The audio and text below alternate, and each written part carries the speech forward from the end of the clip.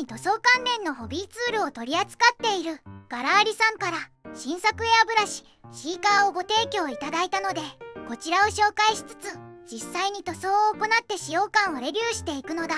いわゆるレビュー案件というやつですね。そうなんだけど、もともと投稿者はガラーリさんのコンプレッサーを普段から使っていて、エアブラシの方にも興味があったというのが正直なところなのだ。それと 10% 割引で購入できるクーポンコードもいただいたので、ぜひ最後まで見ていただけたらと思うのだ。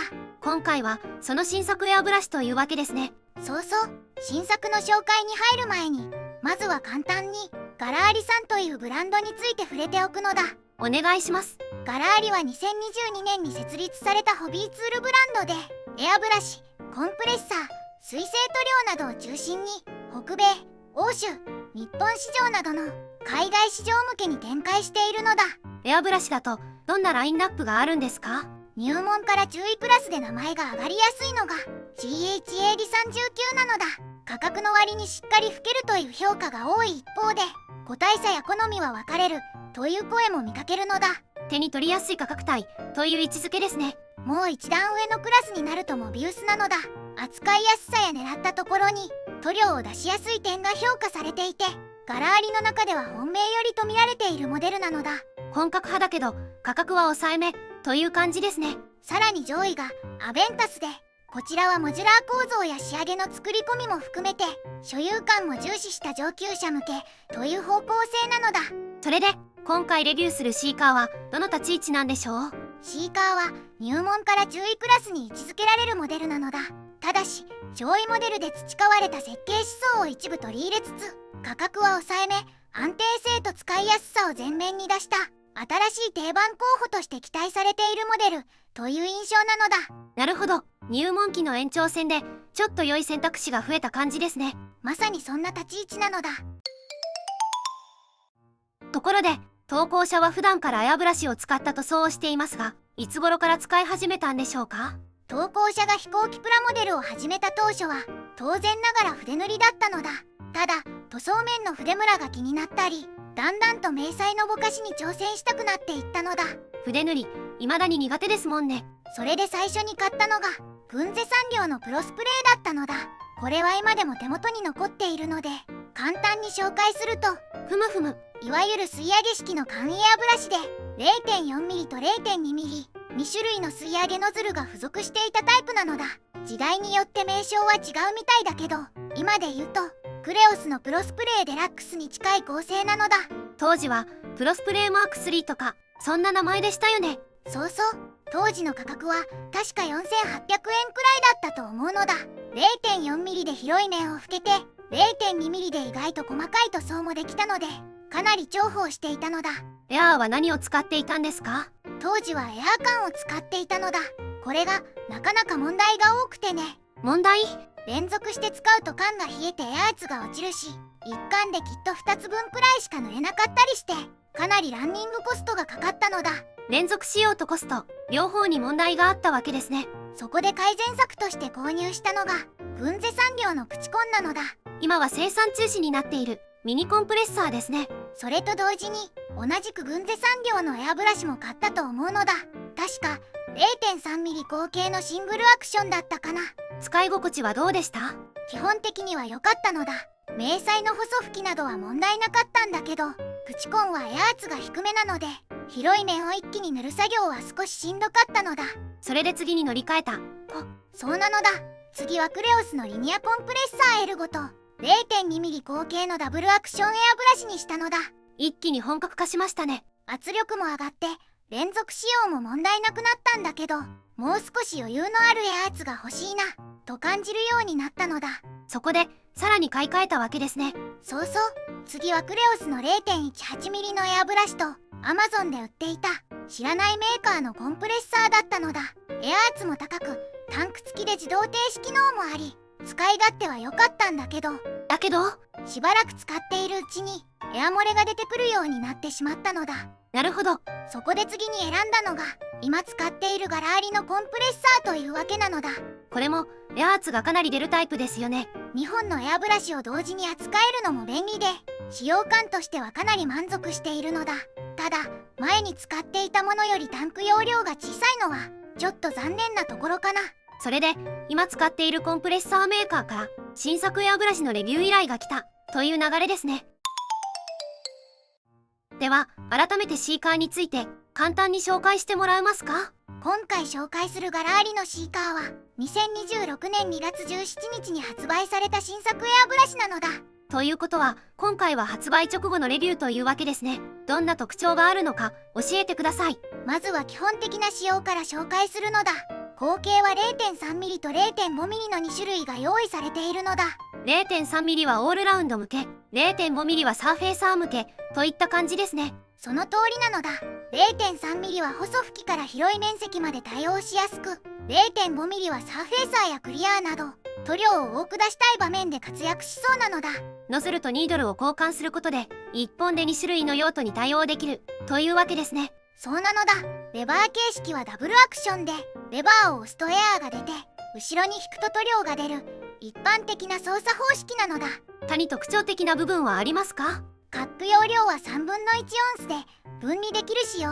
内部は鏡面仕上げになっているのだ。そのためうがい洗浄などがしやすそうな構造なのだ。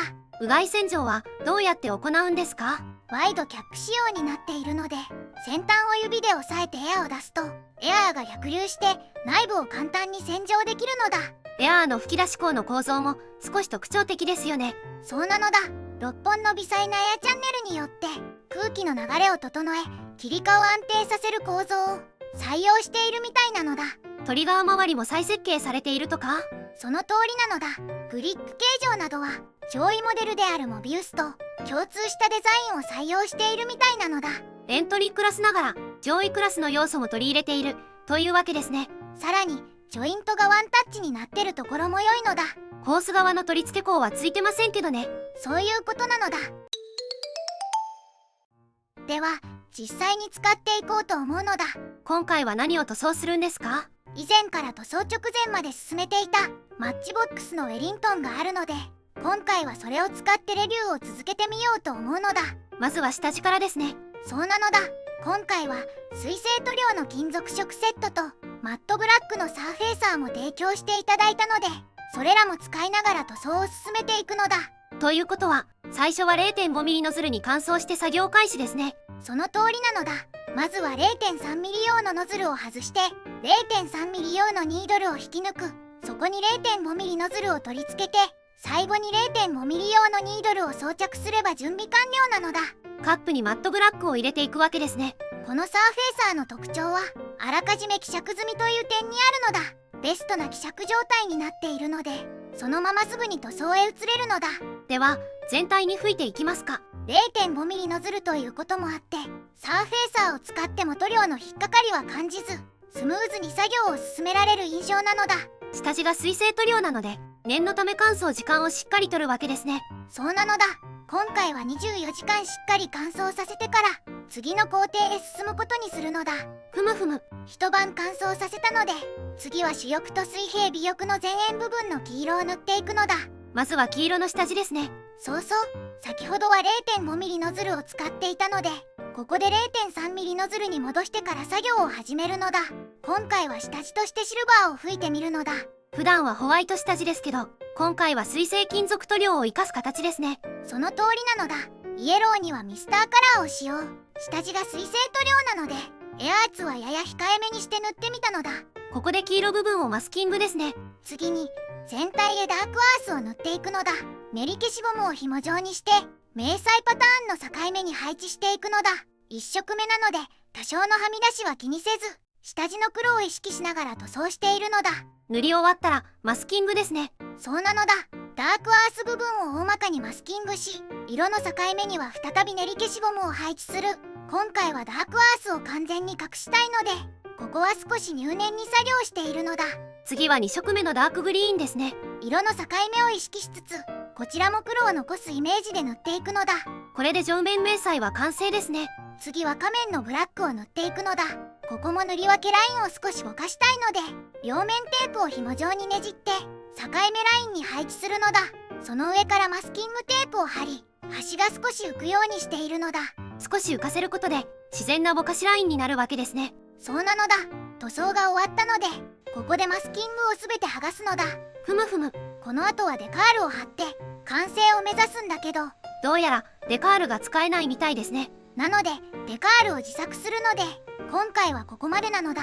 デカール完成後にいつものようにショート動画で完成動画を公開するわけね。最後に総評なのだ。今回はガラーリさんからご提供いただいた新作エアブラシシーカーを使ってマッチボックスのウェリントンを塗装してみたのだ。実際に使ってみてどうでしたか？長年クレオス系のエアブラシを使ってきたけど初めて使うメーカーでも違和感なく使えたというのが正直な感想なのだ。1本で2種類の用途に対応できるのは便利ですね。そうなのだ。